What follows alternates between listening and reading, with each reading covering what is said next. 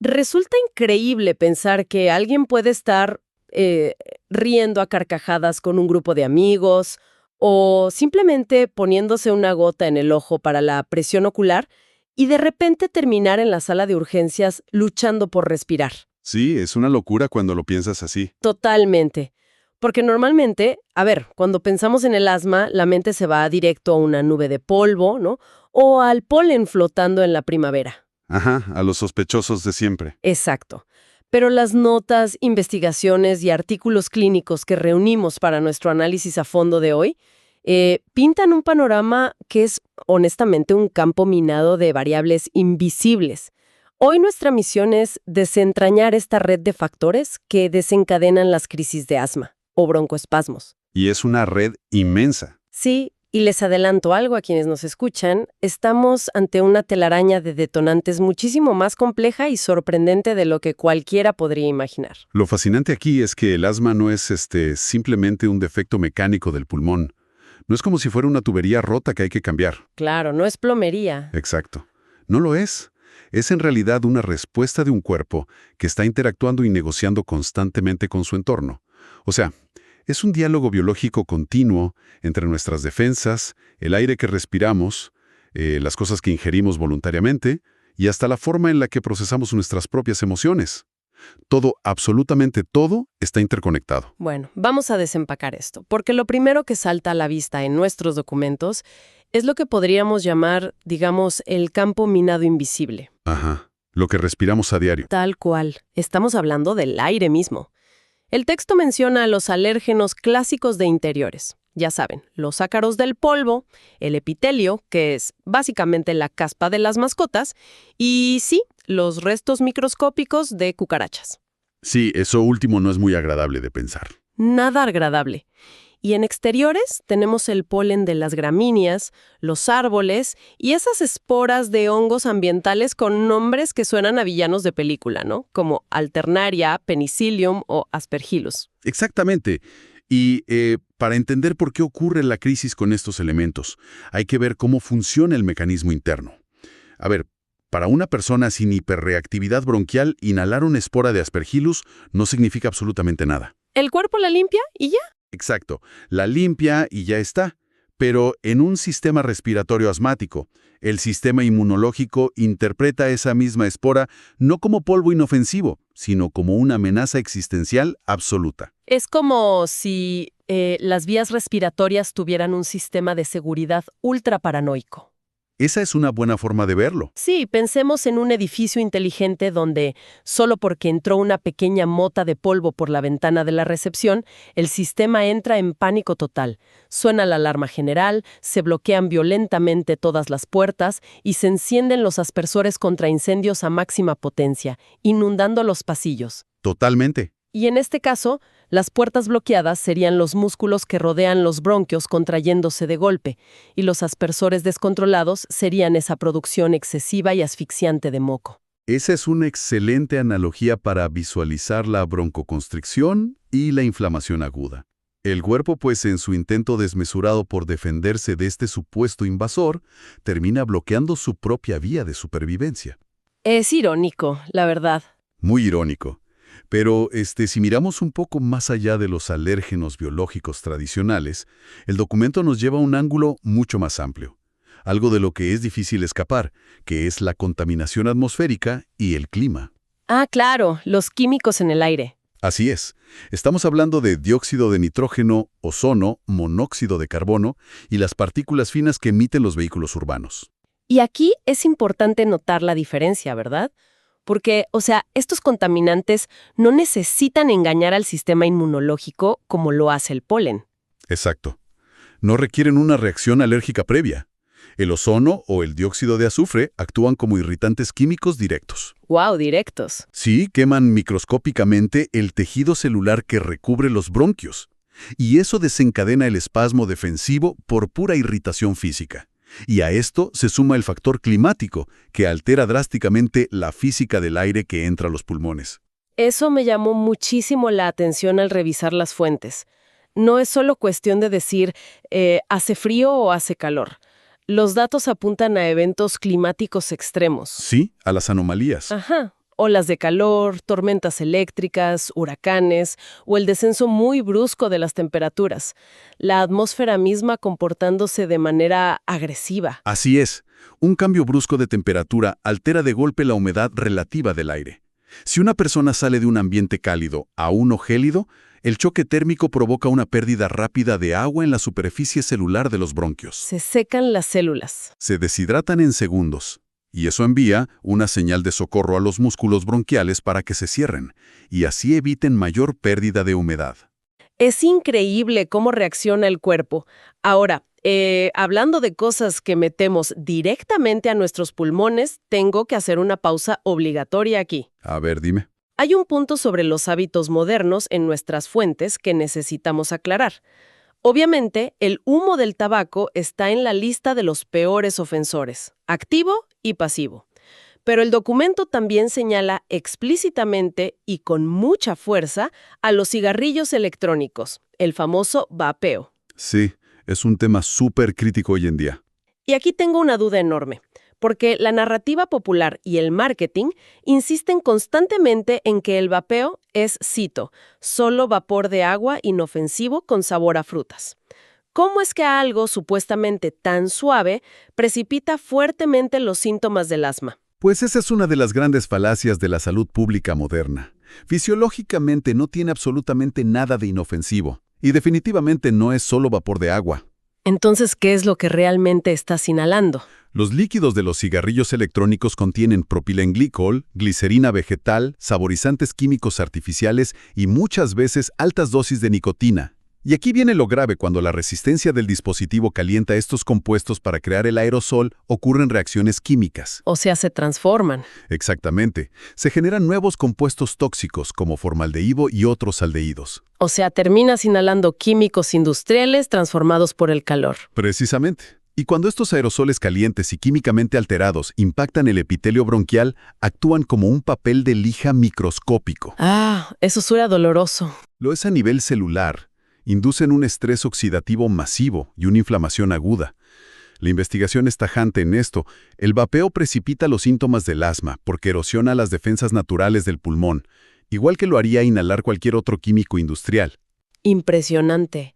Y da bastante miedo pensar en lo normalizado que está entre la población. Sí, es un problema serio. Bueno, esto nos lleva a una transición natural en nuestra investigación.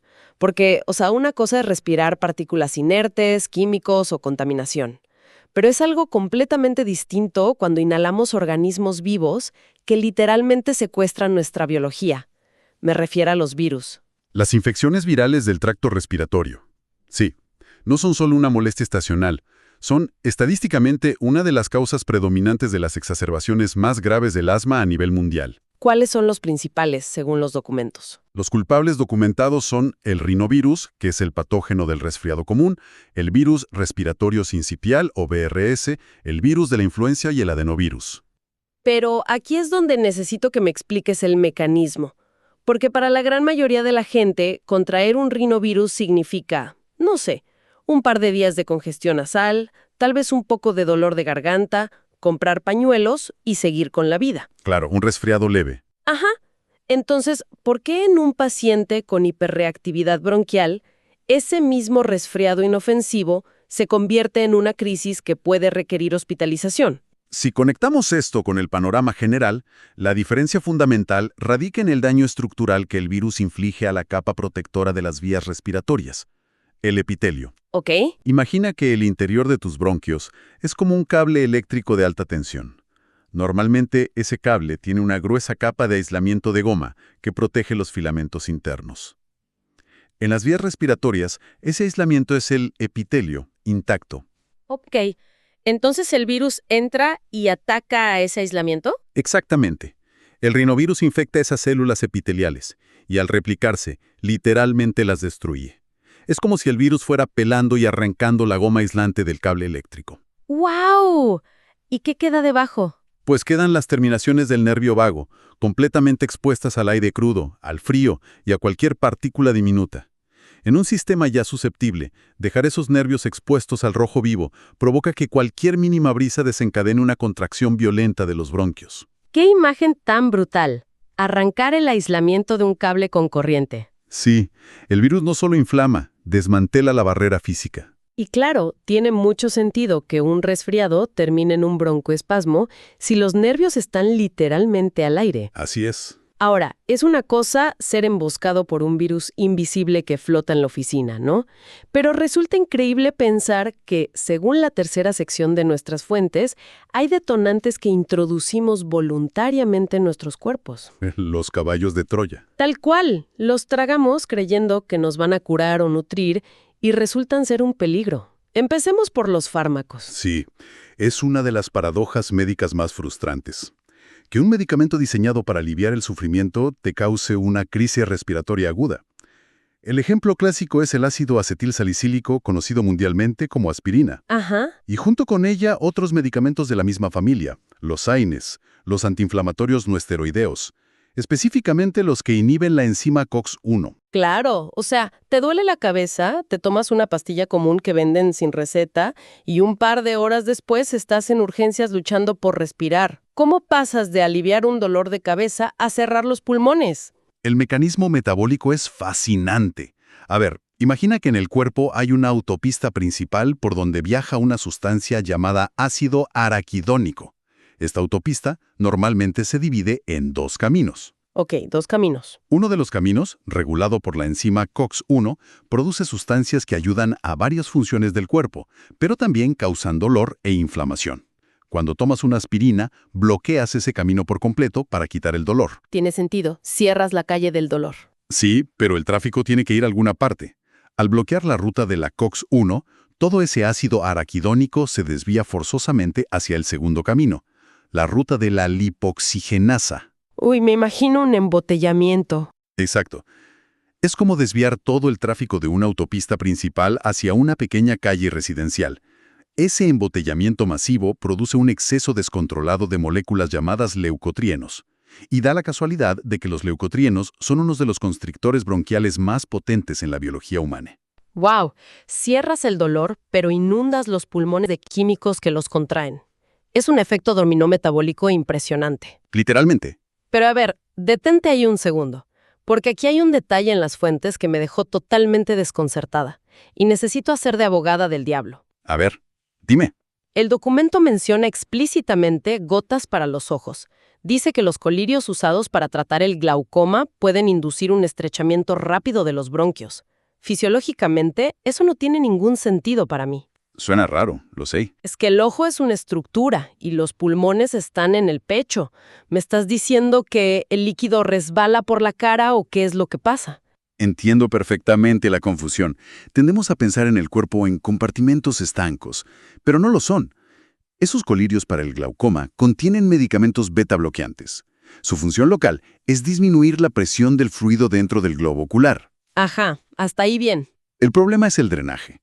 El ojo tiene conductos lagrimales que conectan y drenan directamente hacia... Hacia la nariz, claro. Por eso cuando lloramos se nos congestiona la nariz. Exactamente. Entonces, cuando te pones la gota en el ojo, una porción de ese líquido drena hacia la cavidad nasal. Allí, las membranas mucosas absorben el medicamento directamente hacia el torrente sanguíneo. Se salta el estómago y todo. Se salta por completo el filtro del hígado. Una vez en la sangre, ese beta bloqueante llega en segundos directamente al corazón y a los pulmones. En los pulmones, su trabajo químico bloquea los receptores beta. ¿Y qué hacen esos receptores? Resulta que esos receptores beta son precisamente los interruptores encargados de mantener los músculos de los bronquios relajados y abiertos. Al apagarlos, la vía aérea colapsa casi de inmediato. Es una locura. Básicamente te pones una gota en el ojo, viaja por la nariz, a la sangre y apaga el interruptor principal de oxígeno en los pulmones. Así de conectada está la máquina humana. Impresionante. Y bueno, esta misma ruta de entrada voluntaria aplica para la comida. Nuestras fuentes abarcan las alergias alimentarias severas, ¿no? Leche de vaca, huevos, cereales, frutos secos, pescados y mariscos. Sí, los clásicos alérgenos que pueden escalar rápidamente a la anafilaxia. Ajá. La anafilaxia es el escenario más extremo.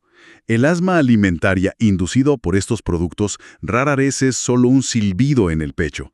Suele ser una cascada masiva donde la presión arterial se desploma y las vías respiratorias se cierran abruptamente porque se libera histamina de forma descontrolada. Pero aquí es donde se pone realmente interesante en los documentos. Porque más allá de las alergias clásicas a los cacahuates o mariscos, apuntan a algo mucho más furtivo. Los sulfitos. Ah, los conservantes. Sí, aditivos de uso extensivo en la industria alimentaria.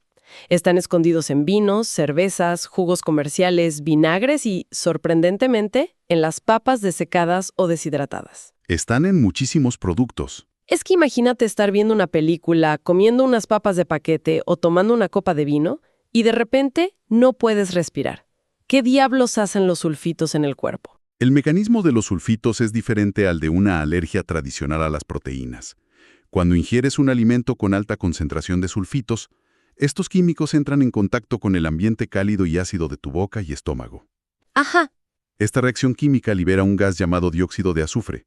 Al tragar, pequeñas cantidades de este gas irritante son inhaladas involuntariamente hacia las vías respiratorias bajas. Inhalas un gas que produce tu propia digestión. Exactamente.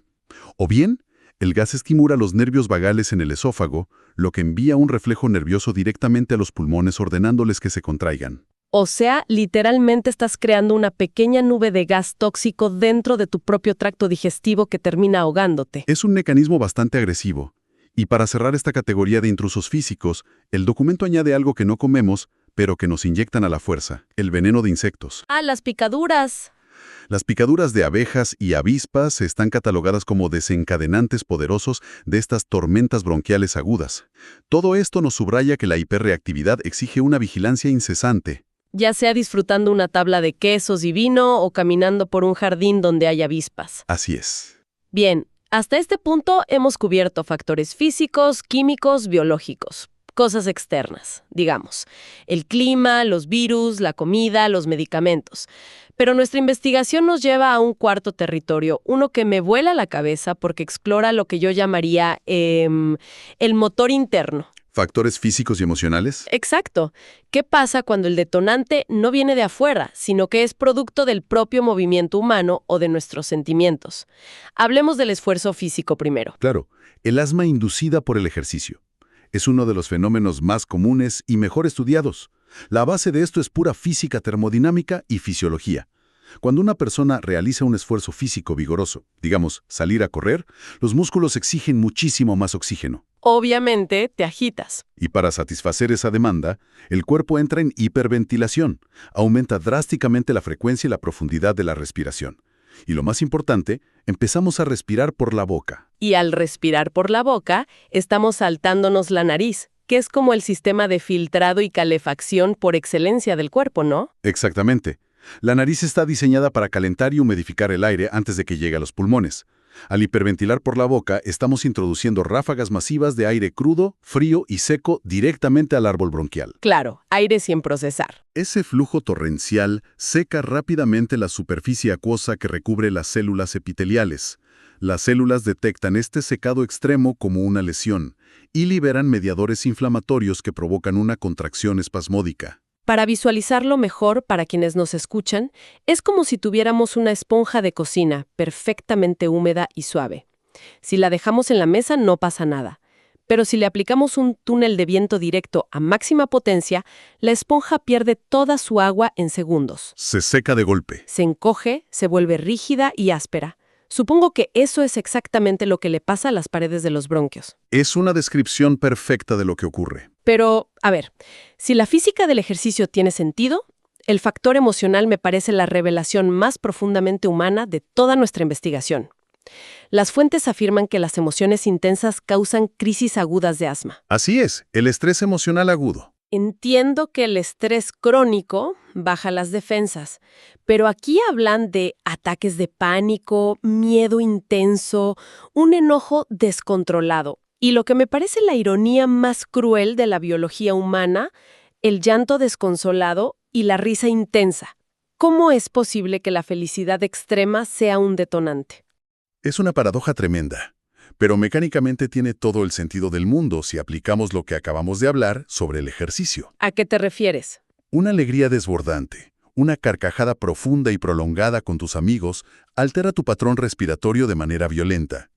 Durante una risa intensa, el diafragma sufre contracciones rápidas y espasmódicas. Estás hiperventilando severamente. Entra y sale un volumen de aire altísimo. Muy alto, muy rápido, y casi siempre por la boca abierta. O sea que reírse a carcajadas crea el mismo efecto de túnel de viento y deshidratación que salir a correr un maratón. Mecánicamente es idéntico, ya sea por un ataque de pánico que te hace jadear de miedo, por un llanto que te corta la respiración o por una carcajada que te dobla por la mitad. El resultado físico en el epitelio es el mismo: un enfriamiento rápido, pérdida de humedad y el consecuente broncoespasmo. Increíble. Que el precio de un momento de felicidad genuina pueda ser no poder respirar. Es fuerte. Muy fuerte, la verdad. Y esto nos empuja hacia la última parada de nuestro recorrido de hoy, el peligro de la rutina diaria. Porque si quitamos las horas de sueño, ¿dónde pasamos la inmensa mayoría de nuestra vida adulta y dónde experimentamos gran parte de nuestro movimiento? En el lugar de trabajo, En el trabajo, exacto. el entorno laboral y el desarrollo del asma ocupacional. Nuestras fuentes le dedican una atención muy rigurosa a este tema, y es lógico. La inhalación repetida, sistemática y prolongada de ciertas sustancias en un entorno confinado, 8 horas al día, es el laboratorio perfecto para sensibilizar las vías respiratorias.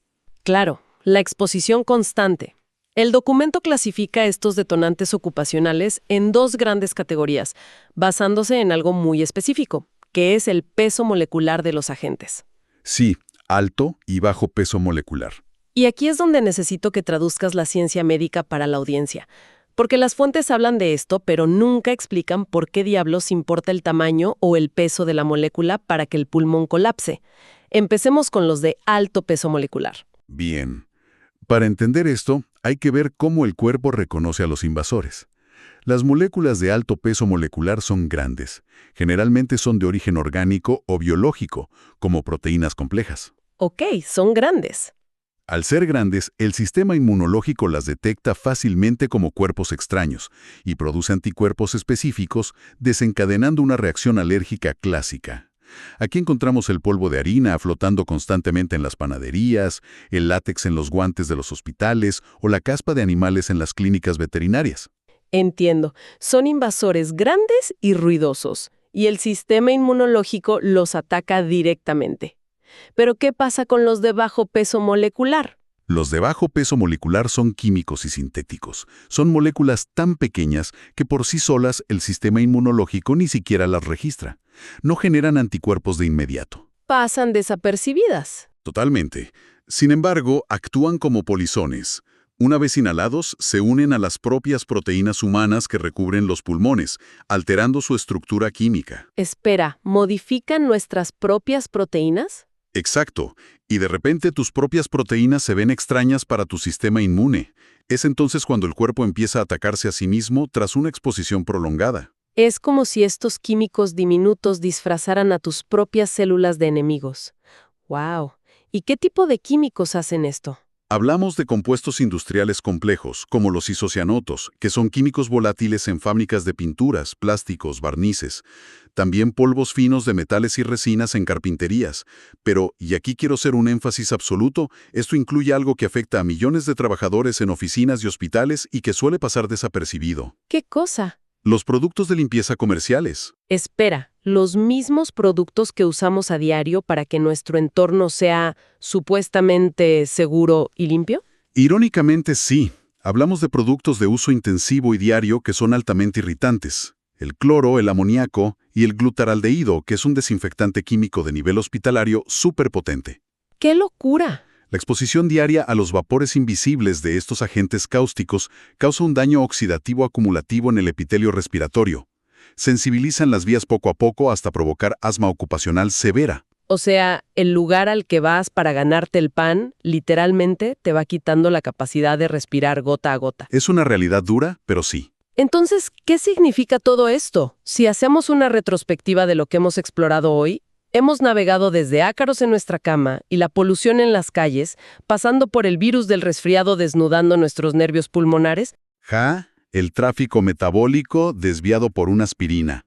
Las gotas para los ojos viajando por la sangre. El gas de los sulfitos en una copa de vino. El aire frío de salir a correr. El precio biológico de una carcajada profunda. Hasta terminar en los vapores del cloro con el que limpiamos la oficina.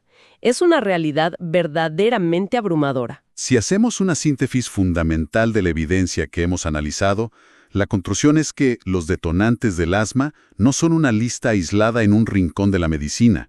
Abarcan todo el espectro de la experiencia humana diaria. Todo lo que hacemos. El mapa de la hiperreactividad bronquial es, en esencia, el mapa de nuestras interacciones constantes con el mundo físico y emocional. Desde la atmósfera que envuelve al planeta hasta los alimentos que nos nutren, la forma en que trabajamos y nuestras emociones más crudas. Todo coexiste en un equilibrio sumamente frágil que requiere adaptación constante. Y ese equilibrio frágil nos deja con una reflexión final ineludible para la audiencia, apoyándonos en una de las advertencias más severas de nuestras fuentes de hoy.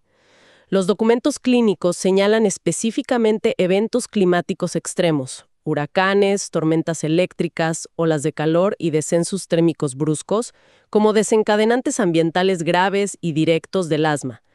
Y aquí está la provocación para quienes nos escuchan. En un mundo donde sabemos a ciencia cierta que estos fenómenos atmosféricos se están volviendo la norma en lugar de la excepción, donde el clima extremo es la nueva realidad de todos los días, está la biología humana y en particular nuestro ultrasensible sistema respiratorio verdaderamente preparada para soportar esta nueva atmósfera de la Tierra? ¿O nos estamos adentrando inexorablemente en una era en la que esta hiperreactividad bronquial, ese sistema de alarma paranoico interno del que hablábamos, dejará de ser la condición médica de un porcentaje de la población, para convertirse en la respuesta biológica universal del ser humano moderno frente a un entorno hostil?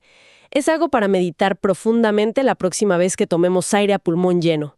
Muchas gracias a todos por acompañarnos en este análisis a fondo. Sigan cuestionando, sigan investigando y nunca dejen de observar con aguda curiosidad el mundo que les rodea. Hasta la próxima.